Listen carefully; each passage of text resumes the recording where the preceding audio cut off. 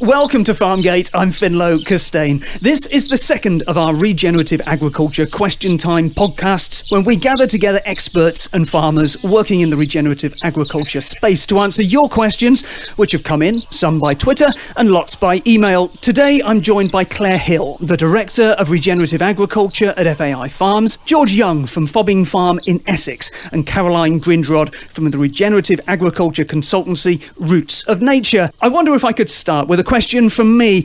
Could you just introduce yourselves, tell us where and what you farm, and as we're recording in January and looking forward to spring, could you tell us what your chief priorities are at this time of year and, kind of what takes up most of your time? Claire, could I come to you first? Yeah, hi. We farm 1,200 acres in Oxfordshire, a lot of it floodplain. We do have some higher ground, which is heavy clay, which is now our cattle outwintering ground. We've got cattle, sheep, laying hens, and we're looking at the other options to bring more diversity into the farm this year, as far as possible broiler chickens, pigs, and some vegetables. And our time at the moment is mostly taken up with planning on the one hand, so finalising our grazing plans. We've already done our grazing plans for the whole year, so we know what's going to be where, and what we're trying to factor in now is the parasite burden, and we realised that we use a lot of insecticides on the sheep for treating fly strike, preventing fly strike, I should say. And we're thinking about how can we manage differently in order to not have to use those products. So that's what's taking up our thinking time. Our physical time at the moment is taken up, I guess, we're outwintering cattle. It actually doesn't take as much time as feeding animals in the shed, but that's what we're doing at the moment. We've got all our calves and cows outwintering. We're just in the process of weaning our cattle. We use a 2-stage weaning process, putting nose flaps in for 4 or 5 days and then separating mum and calf after that. But our plan ongoing is actually to get to the point where we don't wean, because we see that now our pastures are becoming more diverse and our animals are getting more nutrition, not just in the dry matter and energy sense, but in the trace minerals and other elements sense, that actually they're able to maintain condition much more. And the growth rates we see from the calves, of course, staying with the cow are really positive. So that's what we're kind of physically doing and thinking about over the next year. Brilliant. And when you talk about outwintering, they haven't come in yet at all through the winter, have they, your cattle? No, our finishing animals are in, but our cows and calves are still outside. They haven't come in at all. We have the building there as a backup because we're in our early stages, but no, they're still out in the snow as we've got today. Thanks very much. George, tell us about yourself. Well, hello everybody. Yes, I am George Young, aka Farming George on all the social medias. And essentially I started off being a conventional farmer about 8 years ago, transitioning very quickly to zero till and zero insecticides. And then from about 4.5 years ago, getting even more diverse. So that kind of started off with introducing niche crops into this system. So previously we'd just been growing wheat, rape and peas, occasionally a bit of barley, maybe a bit of linseed. But then I diversified into heritage wheat crops. So some fun varieties like Percival's Blue Cone, which is a rivet wheat for pasta, and populations such as Martin Wolf's YQ population. And then also diversifying into crops like buckwheat, hemp and lentils. Some of those go through Hodmedod's, who I'm sure a lot of people will have heard of now. But then in terms of kind of additional diversity, which I've really been pushing in the past couple of years, we began introducing herbal lays in 2018. We now have rather a lot of herbal lays. We're about 500 hectares, and we've got 80 hectares in herbal lays at the moment, which is growing year on year. And I introduced in November a small herd of red pole cattle. Red poles are great for me because they're heritage and East Anglian, so they kind of fit into my ethos of what I want out of the cow. But most importantly, they are dual purpose. So they're going to be for beef and also for dairy. And I'm actually looking to bolster my herd even more this spring, which is exciting. And yeah, last November, so a couple of months ago, I planted a lot of trees, about 3,500. I've got a further 3,000 coming next week to plant my willow. So that's for my agroforestry project in one 20-hectare field. All manner of fruit trees, but also some birch for their sugar and also some timber as well, and some wild margins. So that's kind of what I farm on the farm. But what I'm up to at the moment in this rather dreary wet winter that we're going through, where I farm, we have a lot of problems from quad bikes and from hare courses, which is always terrifically good fun. So we're doing a lot of security. We've got some fencing to do in the next couple of weeks and some ditches and bunds, the most glamorous of things to do. And I'm actually also then doing an awful lot of research. So we're obviously doing maintenance, but my research this year, which is being somewhat kiboshed by COVID with me not being able to go and visit people, but the most primary thing is going and finding people to talk to about dairies, and specifically calf-at-foot dairies. So I've got some visits lined up for that, and also for the bakery that I'm looking to hopefully start at the end of this year as well. Very busy. Brilliant. Caroline, what are you up to? Well, actually, primarily, I'm not a farmer. So I run the Roots of Nature consultancy, which is less of a conventional consultancy. I don't go and tell farms what to do, but I kind of coach and train in the principles of regenerative, particularly focused on livestock systems, but regenerative agriculture. I also have an organisation called Wilderculture, which is kind of the application of regenerative agriculture, kind of hybrid between that and regenerative grazing and rewilding in the uplands. So I'm based in the Lake District, so I tend to work with farms in Scotland, the lakes, Wales, anything hilly basically that can't kind of been easily broken up into little cells and mob grazed. My kind of day-to-day, I guess, is partly we have several projects ongoing with that, where we work we work over a long-term kind of coaching situation where we help transition those farms to that approach.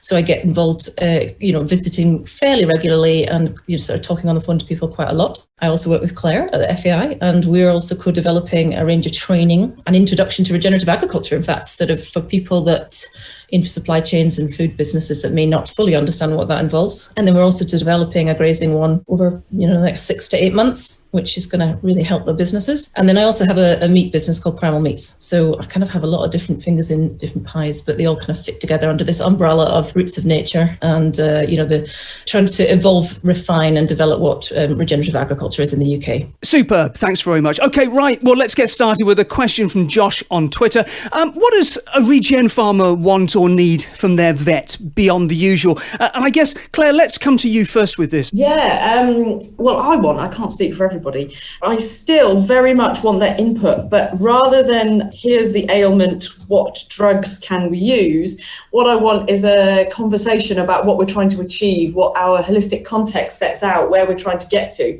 and how we might go about achieving it. So for us, it would be we want to absolutely maximise the biodiversity on our farm, and therefore we want our dung beetles and other good insects to be thriving. And so how can the way that we manage our animals make sure that we're doing everything we can towards achieving that? So I want to be having conversations like that with our vets, and it's different, and I would say that I'm totally prepared to pay for that advice. I realise the way that it's currently structured in where the money's made, and I'm really happy to flip that, and we do work with our vets in that way. That's what I want. I want a conversation, and we definitely still need that expertise, but just reframing it in a slightly different way. So with what you're doing, what you're talking about there is sort of linking in the management, having more advice about how to manage prevention of those ailments as much as it is about actually treating them when they come along. And I know that FAI is working quite closely with Vet Sustain as well. Yes, yeah, absolutely. I mean, it's new ground for all of us, really, and we're venturing into something different, and therefore the way that we operate needs to change, and the way we interact with each other needs to change. It's not just about the animals and their specific health, it's what do we need to achieve on the farm, and how do we make sure that we maintain the very best health and welfare at the same time. Caroline? I completely obviously agree with Claire. We work very closely on it, and I also one of the directors of Wilderculture is Alex Tomlinson, who's been on this show before. And what we do is we approach it as a kind of proactive health planning sense. So one of the services and training that she's developing is this kind of idea of, how do we create overall complexity so that we don't get the booms and bust in population, which generally cause the issues in the health of the animals. So we would look at creating health plans that fit and knit together with the grazing plans, as Claire said, to try and sort of stop any of these issues happening in the first place. And then if you've got problem issues, because every farm has certain species that are an issue, then you assess the life cycle of that organism. We call it red flag species because it's kind of out of balance. And then you look at the life cycle, and then you can really specifically build a grazing plan or a management plan around tackling that organism. So for Claire, that was one of the priorities on the farm, wasn't it? Absolutely had to try and tackle the parasite burden. So the grazing plan, the primary objective of the grazing plan was to try and address that first. So that's how, absolutely. So any help from vets on, proactively looking at those organisms, studying that with their amazing knowledge, and then applying it to the whole system approach would be brilliant. And that's quite a change, isn't it, for a lot of vets. And I think, there's an increasing amount of information out there, isn't there, amongst vet organisations. And of course, Vet Sustain is particularly good at sharing information about how vets can work in that space in the future, how potentially they can still make a decent living, even though the business model for farm vets might change gradually as we move forward. Thank you very much. We've got one here from Liz by email. We've talked a lot about livestock grazing and regenerative agriculture on the podcast. This is a question about Arable and just says, what are the basic regenerative principles for growing cereals? And I guess this is a question that's tailor-made for you, George. Well, I mean, following obviously the livestock question, there are actually quite a lot of similarities in actually kind of making sure you're planning your rotation around issues you're likely to have rather than addressing a problem when you get a problem. And that's certainly kind of the approach that I'm taking. One of the big things for me is kind of looking at the fact that we know we need beneficial insects. So if you need beneficial insects, I think the very first port of call is saying, right, well, we absolutely cannot use insecticides across the farm. You must stop that. And then it's looking at the fact and saying, right, well, why am I going to have issues with any pests on my crop in the rest of the system without using that insecticide? And a lot of that is actually then driven by artificial nitrogen. So kind of spikes of nitrogen supply causing issues, so causing cell wall weakness, making the plants super sugary, so they're really attractive to those pests. So it's kind of looking at the overall system and saying, right, so in which case I need to cut down on my artificial nitrogen, and I need to make sure that I've got a huge amount of habitat available for my insects to live in. And this is kind of where my agroforestry project kind of came in, and also about this idea of trying to really interconnect the farm. So my agroforestry is not just belts of trees in parallel down a field. It also combines wild margins in that field that then link those wild margins to a wild seam that connects the entire farm together. This is a really critical kind of overall farm assessment of how do I make my farm interconnected? How do I ensure that there's always somewhere for all insects, small mammals, bigger mammals, and birds of prey to actually kind of exist in an ecosystem, to really create that? And then also, how do I create organic nitrogen in this system? So actually, as it happens, if you're really going to be a regenerative cereal farmer, livestock is absolutely critical, because that's how you're going to drive your genuine fertility in your soil, not your kind of spoon-fed fertility. That will enable you to have really strong plants, really strong cereal plants. If they have any kind of issue with a pest coming on board,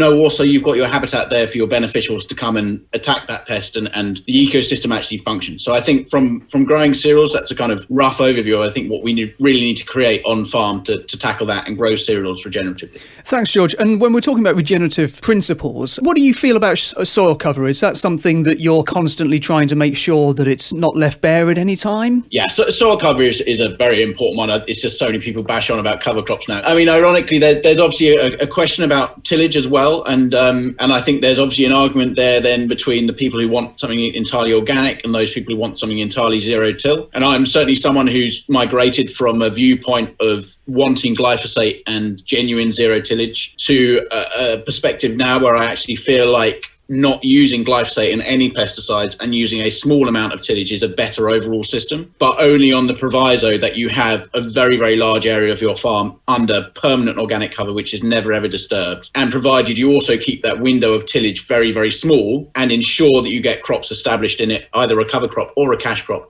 established in that ground as soon as you possibly can. Really interesting. There's a huge amount of thought and research that you're clearly going into on your farm, which is fascinating. I've got a question here. I'm going to toss this over to Caroline. I think a question from Pippa came in by email.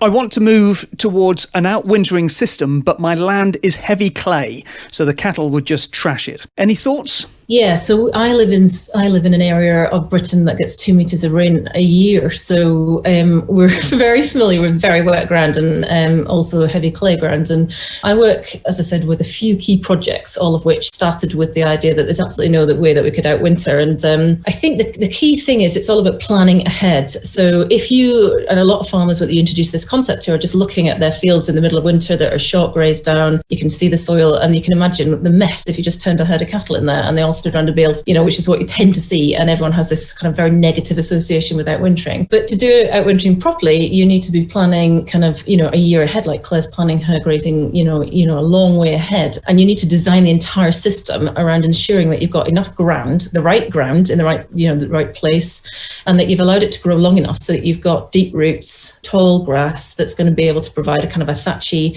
protective surface, and that you're allocating it in a way that means that they're not hanging around in the same place and poaching it. So they might only be in there for 2 or 3 days, depends on the grounds, depends on the context, depends on the system. So there's no fixed way of doing this, but absolutely, it's certainly not a case of just expecting to be able to turn a load of animals into an area in the middle of winter and at work. It's not that at all. And also just to make sure that people understand, regardless of what soil type you've got, you can improve the structure. So clay could be one of the best potential soils, textures to work with over the long term. But, you need to start that soil structure building processes and allowing long recovery periods that then go into outwintering is a really great way of doing that. And then, of course, the sort of trampling and littering and then a long rest period again, is a really great way of accelerating soil structure and having that benefit so that over time it'll hold up against poaching much, much better. And if you do get a little bit of poaching, it's not the end of the world because, as long as you have a long recovery period, it's usually recovered. And in some cases that allows little, the seedbed to be stimulated and species to appear that might not have done had you just been,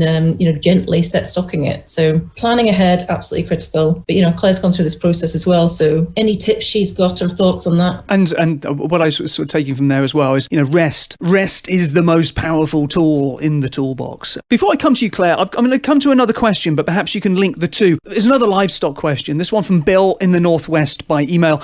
How do you deal with rushes? My land is wet and the rushes are just getting worse each year. We also have rushes, although we don't get the rainfall that Caroline and others are getting, but we do manage quite a large area of floodplain. And so we do have rushes down there, and we're organic. So we used to just top them and it sort of worked, but they're still growing in, a bit creeping out, getting more and more each year.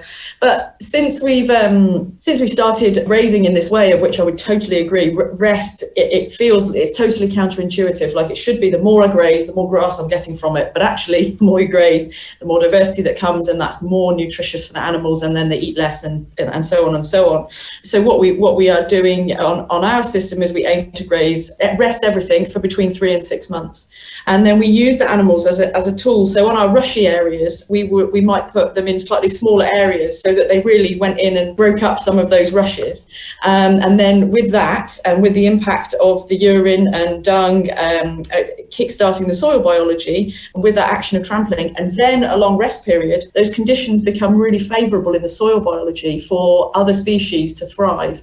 And bit by bit, the rushes go. Rushes are an indicator species that soil biology isn't happy. And so it's a case of adjusting our conditions to make it less favourable. So is that about succession? It's about, the rushes, they're there because the conditions are right for them. And so you just got to change the conditions effectively. Yeah, they're Mother Nature's way of holding the soil together, keeping everything going. In the absence of anything else, when the conditions start to change and there's more action in the soil, the biology is less favourable for the rushes to grow. Do you have any additional thoughts, Claire, on the heavy clay question? Yeah, so I lost count of the number of people that have said, you'll never outwinter on this farm, you're crazy. And it took us a few years to get the confidence in which to do it. But then we spoke to other farmers who had the same thing said to them. And now we say the same thing to others. The key thing is moving them every day. So, or not every day, sorry. We would work on about an every 2 day move, but 2 to 3 days, so they're not in one area for too long, and that's key.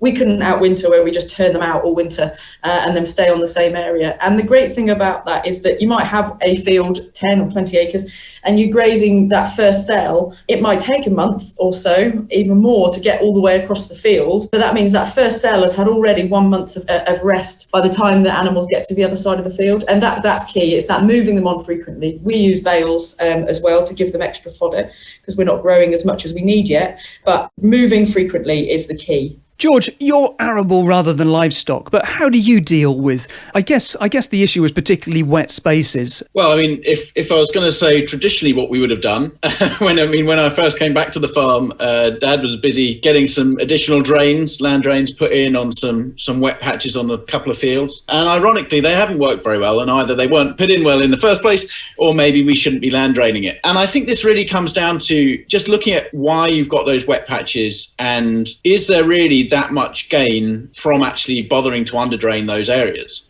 Sometimes I think it's better to kind of assess your farm. You can actually even go online and see kind of old maps, 150, 160-year-old maps you can find online and overlay over Google, and like see what was going on in your farm at the time, and kind of just assess and think, well, do I want to be thrashing the hell out of my farm? Do I want to spend a load more money on land drainage? Or do we instead say, you know what, we've got a wet patch here. Where I am, we've got a few springs in a few fields. They cause wet patches. They're not big enough to worry about, but I mean, there's nothing wrong with saying, you know what, I've got a spring there. Well, why don't we have a bit of a pond and allow nature to occur in that area and just farm around? Let's stop worrying about having large square fields where we farm everything, but instead actually be a little bit more sympathetic to nature and let it have those spaces that just aren't that productive. And when you're talking about needing to rebuild insect populations and so on, of course, those are highly productive places for that to happen. Yeah, precisely. There's this whole worry that we've been kind of drilled into us that if you have wet spots there, they end up being really compacted and anaerobic, and that's where your blackgrass starts, which is true because you probably shouldn't be cropping them. So don't crop them. Don't get the blackgrass problem there.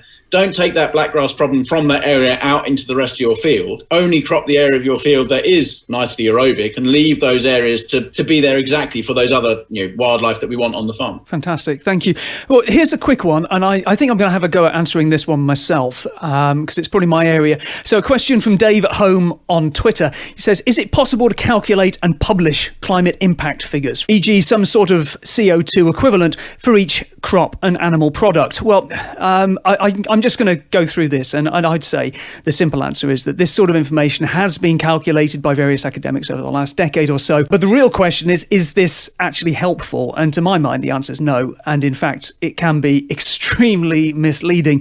For example, at a global level, using the old GWP 100 metric for measuring the carbon impact, beef, cattle and sheep would come out badly. But when they're reared in regenerative systems with integrated agroforestry in there as well, perhaps at 5 or 10%, then the impact is calculated using GWP star, which accurately accounts for the warming impact of the methane.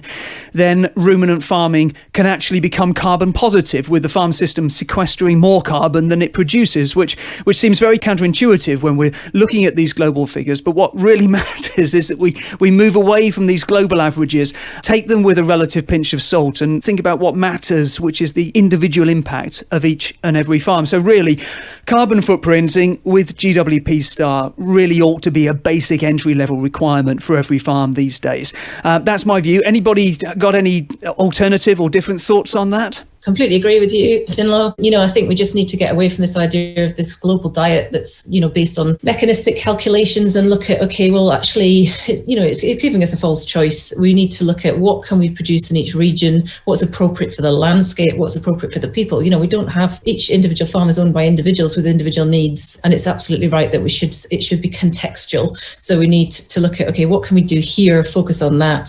It's about nutrition. It's not just about calories. There's so much to this question, as you say. We could go into it, but ultimately I think it's extremely unhelpful to try and take a global approach to fixing that. The next question's linked, I suppose, to this, and I think, George, I get asked this really pretty frequently in various forms, and this time the questions come in by email from Brian in Staffordshire. He says, regenerative agriculture is great, but do you really think that it can feed the world when the population's expected to be 10 billion by 2050? Well, I kind of love this question, and Caroline just used two very fantastic specific words associated with this, which are calories and nutrition. So I put it down to, there are two really simple examples I can use here. The problem is we're focusing, when people ask this question, they focus on the farmer. And that's the wrong thing to be looking at. We need to be looking at the food system that we as farmers feed into. The first one we look at is to say cereal production, and specifically let's talk about wheat and the staff of life, which is bread. Now, the funny thing is, so when I'm growing my heritage crops of wheat, I'm growing sort of 3.5, maybe 4 tonne a hectare. I can't get these super high flying tonnages that people get on their large scale conventional farms. But the funny thing is, let's say that person who's yielding 10, 12 tonne of milling wheat every single year, unfortunately,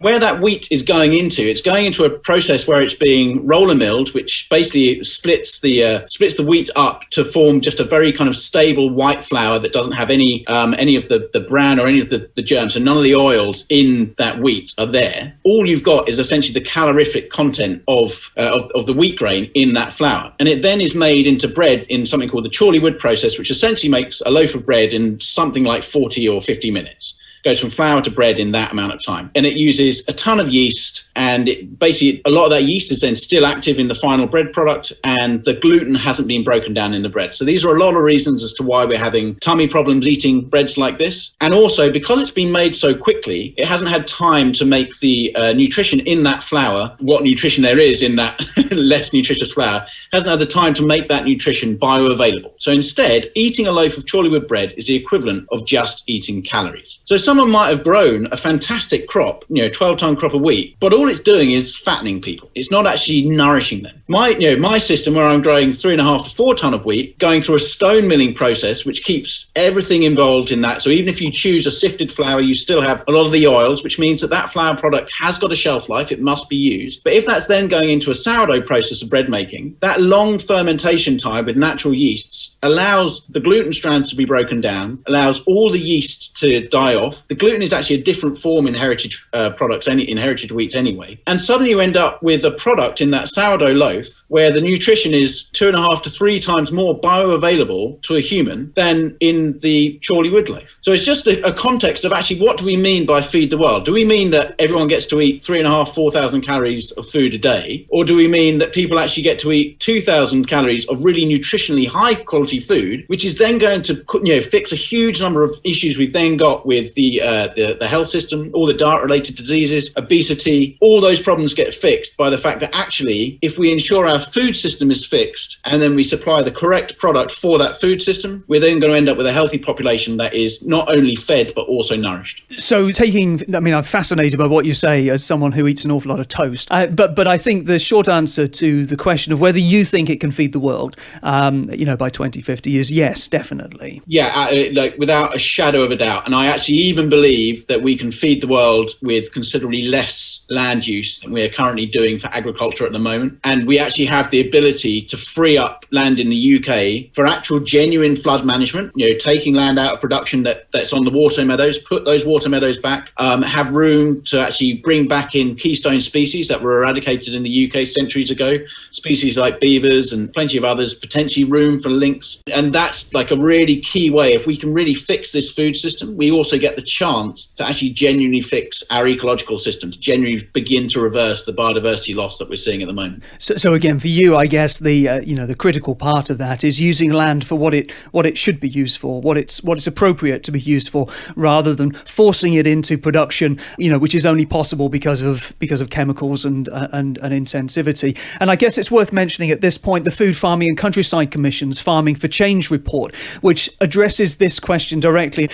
So what the FFCC have done is to use the IDRI modelling that was used EU-wide and applied it to Britain specifically. And they found that, we can feed ourselves perfectly well with a wholly ecological approach to agriculture. And that, in fact, as you said, we'd be healthier too. There'd be better nutrition coming out of that. But that our approach to food would have to change. And I think, your story there, George, sort of clearly indicated that as well. Greater diversity coming through, better use of, proper nutritional food being grown rather than just calories being grown. People eating more legumes and vegetables, less meat and dairy, particularly less chicken and pork, because the emphasis is on producing land-appropriate food. So, I urge people to have a look up that report, the Farming for Change report from the Food, Farming and Countryside Commission. It is excellent. Okay, moving on. We have a question from John King, the Connemara farmer, on Twitter. He says, can you suggest non-chemical, preferably biological methods of parasite control, specifically attacking the life cycle of parasites like ticks, blowfly, liver flute, worms. Given that I'm at a wet farm, fencing off places just isn't an option. Who's going to go first on this? Caroline, can I come to you? Yeah, so it kind of loops back into what we were saying already, actually, about parasites and red flag species, is that actually maybe what we shouldn't be doing as much, and it's certainly interesting to look at the individual organism, but instead of thinking, how do I kill that organism, I think you need to broaden the thinking out to think, how do we design a system that means that organism isn't thriving? So actually, it's not just about finding a kind of less toxic way of killing. It's about finding ways of promoting diversity and complexity in the system so that we don't get the booming and busting of those individual populations. So it's firstly looking at a kind of a design that is, considering the whole. But if you've got problem species like tick and fluke, which is something that we deal with a lot in our parts of the world, then absolutely it'd be about back to those long rest periods, looking at those life cycles, what other organisms are going to eat those. So for instance, tick, what has happened in the upland environment particularly is that you've got a lot of burning going on in the heather areas. You've got a very large number of set stock grazed sheep and deer. There are hosts all year round. That's sort of boosted the population, and there's nothing attacking that insect. So the things that sort of regulate the tick are kind of spiders and wasps, and those are actually damaged by things like burning and set stock grazing and lack of diversity. So we need to be looking at why is that booming, and it'll be many different reasons. It's never just one, and how do we sort of proactively manage? So for instance, on the wilderculture projects, we'll be looking at, okay, where are the tickiest areas at what times of the year? Let's not be there. So we would look at how do we create better structure in our upland environment with taller vegetation so spiders can thrive and birds can thrive. So we very much take that proactive approach. We look at the breeds of animals that we're keeping so they're not going to be as impacted by those species. So we select for the ones that are doing best. And so we take a whole system approach to trying to tackle that particular organism. So yeah, just let's focus less on the organism, study it, find out where its weak spots are, and then think about the whole system. How can we design something that's going to kind of reduce its impact and balance it out? I'm trying to find ways of summarising that into a sort of a few key bullet points. And I mean, the things I've written down there, sort of encouraging the insects and birds that predate on things like the snails that carry the liver fluke parasite, that kind of thing. Somebody on Twitter the other day was talking about having ducks and geese integrated in the system because they love gobbling up those sorts of things. Having higher grasses so that the animals' heads are higher. They're not eating so low down where things like fluke again would insist themselves, and having heavy impact to try and bring up the diversity from the ground from things like mob grazing. Is that a fair summary? I think that's an excellent summary, absolutely. And I think the other thing to mention is, rather than, again, when you do have to respond to a parasite infestation or whatever it is, try and find the least toxic way of doing it so that you're not just damaging the entire ecosystem that's keeping the thing in balance. So Claire mentioned dung beetles and things earlier, and anything from phase flies to parasites. We've essentially damaged, through our response to trying to treat that, all of the things that are actually regulating it. So it's a case of, how do we build the system so it's more complex and stops the booming of that population? And then how do we respond to the inevitable, issues that we've got in a less toxic way, and trying to address all of it. Claire, I wonder, do you have anything to add to that? I would agree with everything, and it's been an interesting year as we've tried to get our head around thinking in this way. And the example for us this summer has been that we don't get it very often, but this year we had a real problem with New Forest eye, and of course initially it was just about treating it and getting those animals better as quickly as possible and trying to minimise the spread of an infection. But then what we did as a farm team that we've never done before was sit down and do this red flag kind of deep dive to try and find the root cause. So why did it happen? How did it happen? And we just kept asking why every time we got to it's because the flies got to the cows, and because the cows are on the river meadow and there's more flies. And it's like, well, most of our summer grazing is river meadow. And so why? And we worked out that really looking at the life cycle of a fly that causes New Forest eye, that actually the predators of that are things like dung beetles, and that so our answer is that actually we need to create more dung beetles to eat the flies more quickly, eat the fly larvae so they don't become flies, then they don't get around the cattle so much. That's hence my reference earlier to thinking about the different insecticides we're using with the sheep. So that's just a kind of worked example that we've experienced over this last year. And that's almost taking us sort of full circle back to that first question about vets, because that's the kind of thing that obviously farmers like yourselves can share that information information, but vets could be fantastic hosts of that information and could share that information as well. And it feels like, you probably at FAI had vets that were part of that conversation with you. And so having that advice coming from vets at the same time as having the experience of farmers should be really helpful moving those sort of conversations forward. Yeah, we kind of work in two ways with vets. I guess we work with Vet Sustain because we're looking at kind of how do we change things, what needs to happen,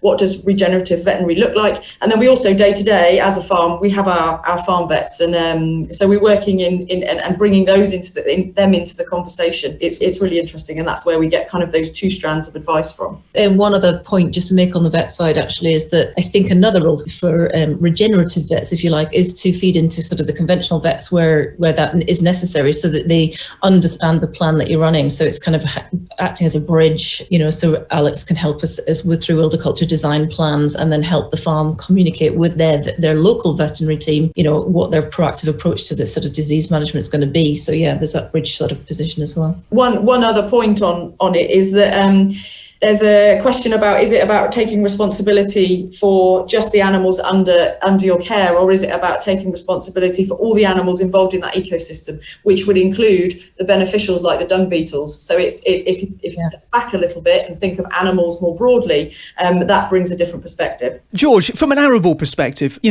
obviously they're different parasites that we're talking about, different diseases, but how do you deal with those in your systems? If we start just from a disease perspective, I'd say that so many of these diseases are actually driven by nitrogen and actually really stripping that out of the system. So there's a really fascinating thing whereby these heritage wheat crops that I spoke of earlier are definitely better at combating disease. They seem to sometimes get a little disease and they'll kind of cure themselves of it. They regularly cure themselves of rust when they get a bit of yellow rust or something on the leaves. But kind of as well as that, the fact that often these kind of more modern conventional wheat varieties, if you don't put nitrogen on those, they don't necessarily perform very well, but they also tend not to get disease. So a lot of it is about managing that nitrogen and tending towards not necessarily a fully organic process, but certainly tending towards a more organic form of farming. But then if we're talking about kind of insect pests, I'd actually say a lot of it's down to patience and a little bit of trust. And to go zero insecticide, you kind of have to have the balls just to say, you know what, I'm not going to do anything here, because the thresholds I don't think are particularly handy. A key example of this happened, it was the final time I ever used an insecticide on the farm, which was I think 6.5 years ago now it would have been. And it was on and I hadn't used them for 2 years, and I've been growing up some beans, and my agronomist insisted that I needed to spray for pea and bean weevil on these because they were having the notching on the leaves and the beans weren't growing well. And we've got some pretty decent sized ditches down there, sort of 6 metre wide ditches with wide margins either side. And I had one small field that I thought, right, well, I'm not going to spray that one, but I will follow my agronomist's advice and spray the other two. So I sprayed the other two, and it was almost an instantaneous effect. Within a couple of days, those crops sprung up, looked a lot better. Oh, fantastic. Okay, well, they're growing well. The other one still looked a bit behind. Then all of a sudden, a few days after that, went entirely backwards again. Tons of pea and bean weevil again, loads of notching. And a couple of weeks after that spray, if you looked at the first field that I hadn't touched, it was head and shoulders better than the ones I'd sprayed. And that was the final thing that I needed to look at and think, you know what? You do not need to spray these insecticides. They might kind of look like they do a good job. And the funny thing is, in that scenario, had I sprayed the lot, I would have looked there and been like, oh, I did a great job. Now I've got more pests coming in. Oh, better go and spray again. And it's not. You have to, at one point, you have to take that kind of jump off the cliff, bite the bullet and say, you know what, I'm just not going to use them anymore. And you just have to take your foot off the gas and really kind of embrace the fact that you're going to get your beneficials coming in. And I would actually, again, it's just reminded me of a point that we didn't cover in the sort of animal pest side, is that absolutely agree about the fertilizers and these funny proteins coming right through into the animals as well. So, things like the phase flies and all these mucous membranes are leaking proteins that might be more attractive to the insects themselves. So again, it's the whole system, treating the whole system, isn't it? And actually fertilizers are hugely unhelpful in all of that. It's interesting, isn't it? We spent so much time, since the 30s, I suppose, and certainly since the Second World War, just trying to second guess nature and use a chemical to try and deal with this without fully understanding the process, because the processes are hugely complicated and interconnected. That's all we've got time for. Thanks so much, everybody. You've been fantastic. So I'd like to thank my guests, Clare Hill, George Young and Caroline Grindrod. George Young, of course, is at Farming George, a prolific Twitterer. If you've enjoyed listening, please come back and listen to more. Tell your friends, like us, review us, and share our links. Farmgate is a partnership project for Farmwell and FAI Farms. We're funded by Sankalpa, and you can join the conversation on Twitter by searching for Farmgate Podcast. I've been Finlo Costain. Bye for now.